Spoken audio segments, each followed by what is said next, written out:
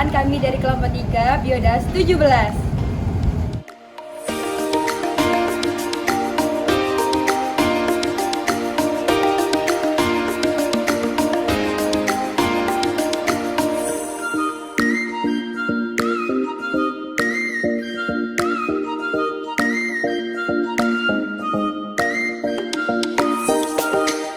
Selamat menonton! Air merupakan kebutuhan utama bagi proses kehidupan di bumi. Manusia menggunakan air untuk memenuhi berbagai keperluan, seperti keperluan rumah tangga, industri, dan lain-lain. Nah, tempat berkumpulnya air adalah sungai.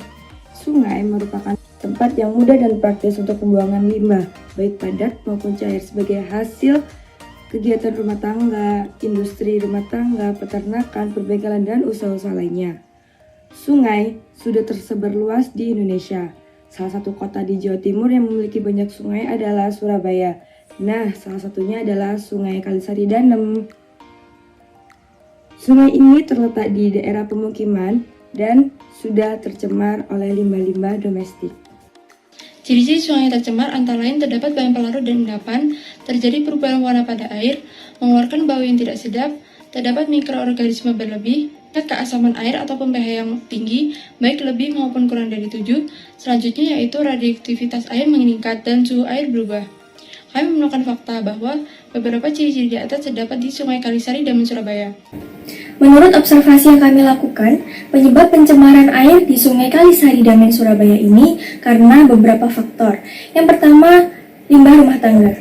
Banyak dari masyarakat yang masih membuang limbah-limbah rumah seperti limbah air deterjen maupun limbah air cucian yang limbah tersebut mengalir ke arah sungai kemudian membuat sungai tercemar. Yang kedua, limbah domestik yang juga berasal dari usaha kecil rumahan seperti warung yang membuang sisa sabun cuci piring ataupun sisa sabun cuci lainnya yang sabun tersebut mengarah ke sungai. Dari berbagai penyebab permasalahan yang telah dipaparkan, banyak dampak yang ditimbulkan, antara lain air limbah yang dibuang langsung ke badan air akan mengakibatkan turbulensi atau gejolak pada air. Semakin tinggi kandungan deterjen dalam air akan menghasilkan buih dalam jumlah yang lebih banyak lagi. Adanya busa sabun di permukaan perairan juga akan menghalangi cahaya matahari dan sirkulasi oksigen sehingga dapat menyebabkan kematian biota air di bawahnya.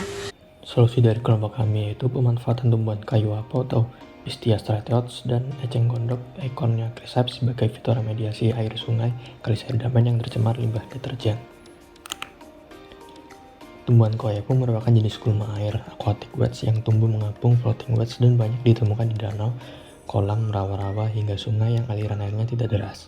Daunnya berwarna hijau atau hijau kebiruan dan berubah kekuningan saat tua dengan ujung membulat dan pangkal agak meruncing. Tanaman ini memiliki akar panjang hingga 80 cm yang menggantung di bawah roset dan memiliki stolon.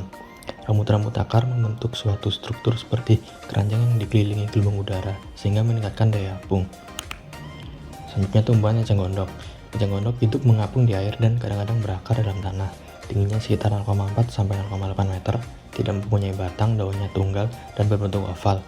Ujung dan pangkalnya meruncing, pangkal tangkai daun menggelembung, permukaan daunnya licin dan berwarna hijau. Buahnya termasuk bunga majemuk berbentuk bulir, kelopaknya berbentuk tabung, bijinya berbentuk bulat dan berwarna hitam. Buahnya kotak beruang 3 dan berwarna hijau. Akarnya merupakan akar serabut. Kedua tumbuhan tersebut merupakan tumbuhan fitoremediasi yang berfungsi sebagai pembersih atau filter air, terutama untuk menyerap limbah deterjen. Namun pertumbuhan dan perkembangan tanaman air tersebut sangat cepat, sehingga dalam pemanfaatannya kita harus mengontrol dan mengawasi jumlahnya agar tidak mengganggu ekosistem sungai. Kemudian ini adalah rancangan dari solusi yang kita buat. Jadi air sungai yang kotor akan melewati tanaman kayu apu dan eceng gondok yang nantinya akan memfilter kontaminan dan limbah deterjen, dan yang hasilnya nanti adalah air hasil fitoremediasi atau air sungai yang bersih. Kenapa sih kita menggunakan solusi tersebut? Yang pertama, yaitu kedua tumbuhan tersebut ramah lingkungan. Kedua tumbuhan ini berasal dari alam dan merupakan komponen biotik dari ekosistem sungai, sehingga sangat ramah lingkungan dan tidak mengganggu kehidupan ekosistem. Yang kedua yaitu tidak menghambat aliran sungai. Beberapa jenis tumbuhan air memiliki akar yang sangat panjang dan dapat menghambat aliran sungai, sehingga dapat menimbulkan masalah yang baru. Kedua tumbuhan tadi merupakan tumbuhan yang sangat cocok untuk solusi kami. Kemudian yang ketiga yaitu murah dan mudah didapatkan. Tumbuhan ini mudah dijumpai dan ditanam di dalam air, serta mempunyai kemampuan untuk berkembang biak dengan cepat sehingga tidak diperlukan banyak biaya. Dan yang terakhir yaitu mampu menyerap zat polutan. Tumbuhan akan menyerap unsur-unsur hara yang larut dalam air melalui akar-akarnya. Tumbuhan air mempunyai kemampuan menyerap yang memungkinkan pergerakan ion menembus membran sel dan menyerap zat polutan. Alasan selanjutnya adalah tumbuhan kayu abu dan eceng gondok terbukti mampu menurunkan bahan organik total atau BOT dan kandungan fosfat yang terkandung dalam deterjen dibandingkan tumbuhan air lainnya. Berdasarkan riset yang telah dilakukan oleh Balai Riset Pemulihan Sumber Daya Ikan, Kementerian Kelautan dan Perikanan. Selanjutnya adalah dari sudut pandang biologi, tumbuhan eceng gondok mempunyai kemampuan dalam penyerapan karena adanya vakuola dalam struktur sel dan zat chelat yang bernama phytosiderofor.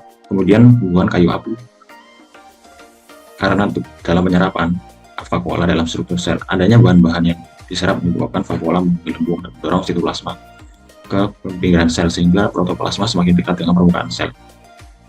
Daftar pusaka yang kami gunakan adalah sebagai berikut. Saran agar permasalahan tersebut tidak terjadi lagi ialah dengan selalu menjaga kebersihan sungai secara konsisten, sehingga tidak terjadi pencemaran secara terus-menerus dengan penanganan limbah khususnya limbah cair secara benar seperti melakukan pengelolaan limbah, lalu penegakan hukum secara tegas, serta mengembangkan penelitian yang berguna untuk mengatasi permasalahan khususnya di Sungai Damen Kalisari. Terima kasih dan sampai jumpa.